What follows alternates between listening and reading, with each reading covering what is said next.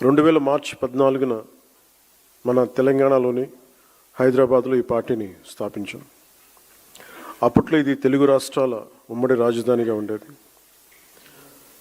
తెలంగాణలో జనసేనను ప్రారంభించినప్పుడు కేవలం ఒకే ఒక నిబద్ధత మాత్రమే ఉంది.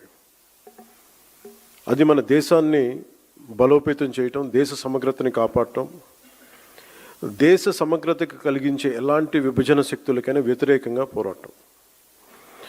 దేశ సమగ్రత, దేశ శ్రేయస్సు తప్ప జనసేన స్థాపించినప్పుడు వేరే ఏ ఆలోచన నా మనసులో లేదు. కనీసం అధికార వస్తుందో లేదో కూడా తెలీదు. ఎందుకంటే అసలు ఆ రోజున అలాంటి ఆశ కూడా లేదు. 2014 సాధారణ ఎన్నికలకి కేవలం 2 నెలల ముందు మాత్రమే మనం ఈ పార్టీని స్థాపించాం. కానీ ఈ 12 ఏళ్ల ఈ ప్రయాణంలో, ఒక పుష్కర కాలంలో చాలా పోరాటాలు చేశాం, చాలా పరాజయాలు ఎదుర్కొన్నాం, ఆశలు కోల్పోయిన సందర్భాలు ఉన్నాయి. అయినప్పటికీ మన అందరం నమ్మే ఒక బలమైన సిద్ధాంతానికి కట్టుబడి మారుతున్న సామాజిక రాజకీయ పరిస్థితులకు అనుగుణంగా మన 7 ప్రాథమిక సూత్రాలను బలంగా పట్టుకుని నిలబడ్డాం. అత్యంత క్లిష్ట సమయాల్లో కూడా వాటిని వదలకుండా ముందుకు సాగాం. మారుతున్న రాజకీయ పరిణామాల్లో ఒక నిర్దిష్టమైన ఆచరణాత్మక విధానంతో మనం దాదాపు 21 ఎమ్మెల్యే స్థానాలని, 3 ఎంపీ స్థానాలని మరియు ఇంక్లూడింగ్ రీసెంట్ రాజ్యసభతో పాటు కలిపి 2 ఎమ్మెల్సీ స్థానాలని ఈ రోజున సాధించగలిగాం. 1,00,000 మంది సభ్యత్వంతో ప్రారంభమైన ఈ పార్టీ ఈరోజు ఆంధ్రప్రదేశ్లోనే కాకుండా తెలంగాణతో కలిపి 20 లక్షల పైగా సభ్యత్వాలను చేరుకుంది. ఇటీవల కాలంలో పార్టీ వైపు ప్రజల నుండి, మిగతా రాష్ట్రాల నుండి, ప్రాంతాల నుండి ఈ భావజాలానికి ఆకర్షితులై, ఈ పోరాట పటిమకు ఆకర్షితులై కర్ణాటక నుండి వచ్చిన కొన్ని వేల మంది కావచ్చు, కేరళ, తమిళనాడు నుండి వచ్చిన కొన్ని వందల మంది కావచ్చు. మనం నమ్ముతున్న సిద్ధాంతం బలపడుతుంది. అది దేశంలోని వివిధ ప్రాంతాల ప్రజలను కలుపుతుంది అనడానికి ఇదే చిన్న నిదర్శనం.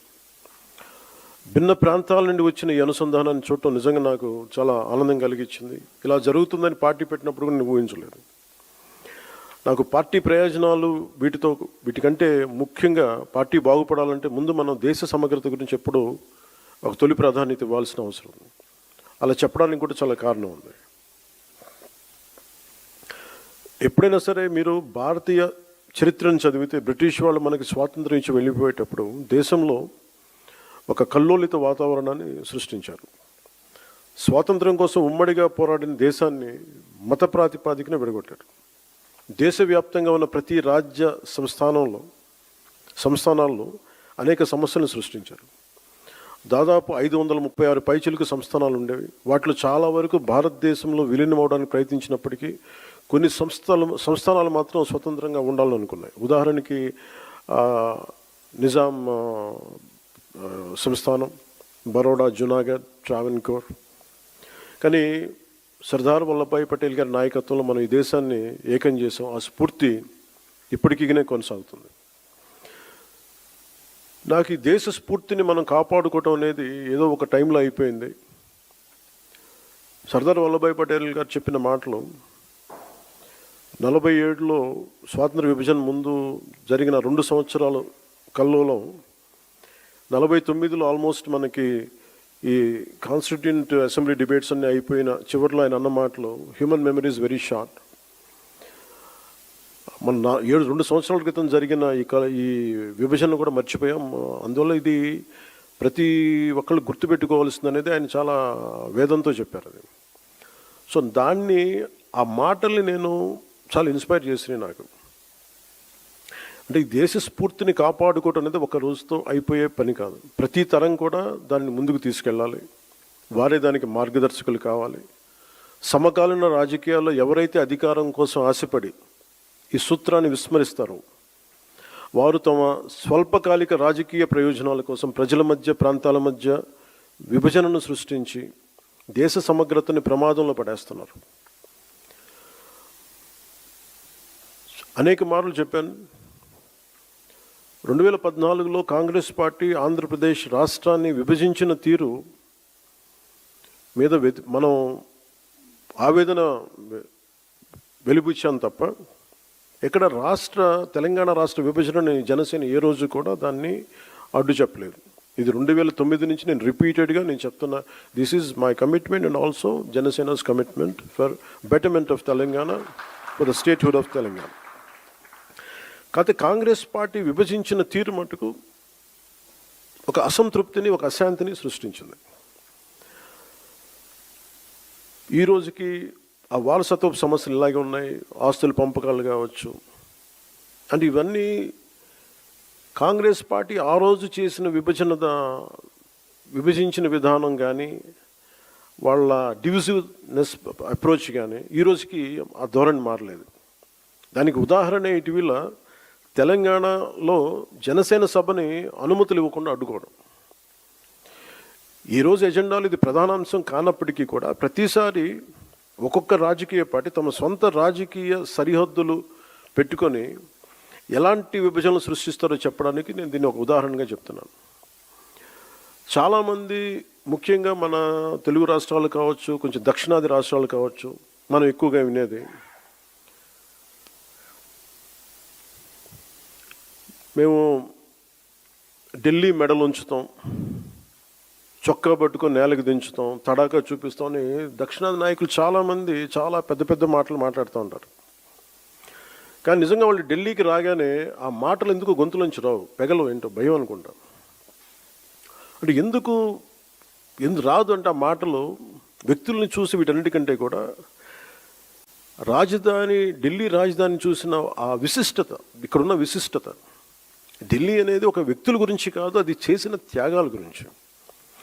140 కోట్ల మంది ప్రజలను సురక్షితంగా ఉంచడానికి, పరిపాలించడానికి నిరంతరం పోరాడుతున్న ఎన్నో నిబద్ధత కలిగిన సంస్థలు, అది న్యాయ వ్యవస్థలు కావచ్చు, రాజకీయ వ్యవస్థలు కావచ్చు, అడ్మినిస్ట్రేటివ్ వ్యవస్థలు కావచ్చు, డిఫెన్స్ వ్యవస్థలు కావచ్చు, ఇవన్నీ దగ్గరుండి చూసినప్పుడు మనకు అలాంటి మాటలు పెగలవు. తమ ప్రాంతాల్లో, మన రాష్ట్రాల్లో ఉండి పెద్ద పెద్ద మాట్లాడే నాయకులందరూ కూడా ఇక్కడికి వచ్చినప్పుడు ఢిల్లీ తాలూకు ఈ గాఢతను చూసిన తర్వాత ఈ దేశం యొక్క సమగ్రతని అర్థం చేసుకుంటారు. మీరు ఇండియా గేట్కి వెళ్తే ఈ దేశాన్ని ఏకతాటిపై ఉంచడానికి సైనికులు చేసిన త్యాగాలు మనకు అర్థమవుతాయి.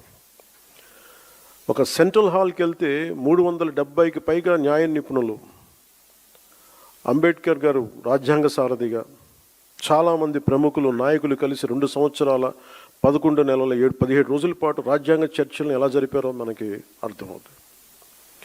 విభజన సమయంలో దాదాపు 2 కోట్ల మంది ప్రజలు నిర్వాసితులయ్యారు. 18 నుండి 20 లక్షల మంది ప్రజలు ప్రాణాలు కోల్పోయారు. మనం ఢిల్లీని తాకినప్పుడల్లా మనకి ఈ విషయాలని మనసులోకి, స్ఫురణలోకి వస్తాయి. ఇక్కడ నుండి కొన్ని గంటల దూరంలోనే మన పట్ల ఎంతో శత్రుత్వంతో ఉన్న పాకిస్తాన్ ఎంతసేపు ఆ సరిహద్దులు కనిపిస్తూ ఉంటాయి మనకి. ఈరోజు నేను ఎందుకు ఇక్కడ పెట్టానంటే, జనసేన పార్టీలోని ప్రతి ఒక్క నాయకుడు, ప్రతి సభ్యుడు ఇది అర్థం చేసుకోవాలని ఇక్కడ నేను పెట్టాను. అంటే ప్రాంతీయతని విస్మరించని జాతీయవాదాన్ని అర్థం చేసుకోవాలంటే ఎక్కడో మనం కూర్చొని హైదరాబాద్, మంగళగిరి, ఢిల్లీ, ఆంధ్ర, తెలంగాణలో కాకుండా ఢిల్లీ రాజధాని కేంద్రంగా చేసుకొని మాట్లాడితే దాని గాఢత అందరికీ అర్థమవుద్ది, మన బాధ్యత కూడా తెలుస్తుందని ఈ సమావేశం తాలూకు ముఖ్య ఉద్దేశం.